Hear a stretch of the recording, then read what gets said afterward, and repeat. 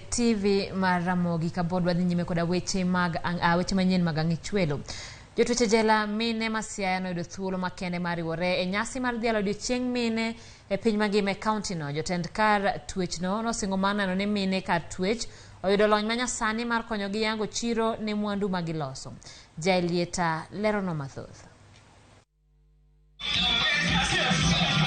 Ne en nyasi mar mor ne jotwech jela ma Siaya e sama ne giriwore mar Dhialo odiochieng' Dhialo mine piny mangima. Saramatha ma en wendo maduong' e nyasino owacho ni ging'iyo mar medo jotwech go lony manyasani kaluwore koda thor wach maduong' mar nyasino higani. We are here to celebrate women and the great milestones that women have achieved over time. We wrote some proposals to stakeholders so that we be funded, we be supported in terms of bringing up, opening a computer lab, so that when you do embroidery and you don't know how to sell, so when these inmates are computer literate, they can be able to sell the items. We can be able to reach people who can come and sell and buy our items. Omedo jiwo jopiny mondo orwak minegi mantiere koda lony mopogore opogore mar yudo thuolo e jiwo tijegi e kinde ma ibowegi thuolo. So we are just here to encourage them, to celebrate them, and to remind everyone to create a safe space for women and women to be women inclusion in all aspects, especially going with the team, the digital space. Rehabilitation is a core part of our existence as an institution.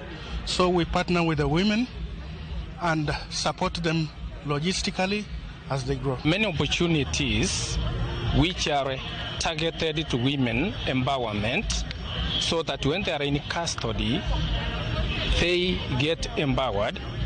By the time they leave the prison, they go out being skilled in various areas which will help them to be self-reliant as they take care of their families. No yang bad twech mar Siaya makarwa Keni moyang kaka okang maduong e od twech no. Currently we have 5 prisons within the region which are taking care of female offenders, and the 5 of them are managed or headed by the female officers. Kamano bende jatelo mochung'ne ute twech e gwenge ma Nyanza owacho ni kar twech no omedo kwan ma kuonde twech mag Wakeni e gwenge makaluo. Seriously, the day is very important for us because we want to show people that Siaya women is now existing.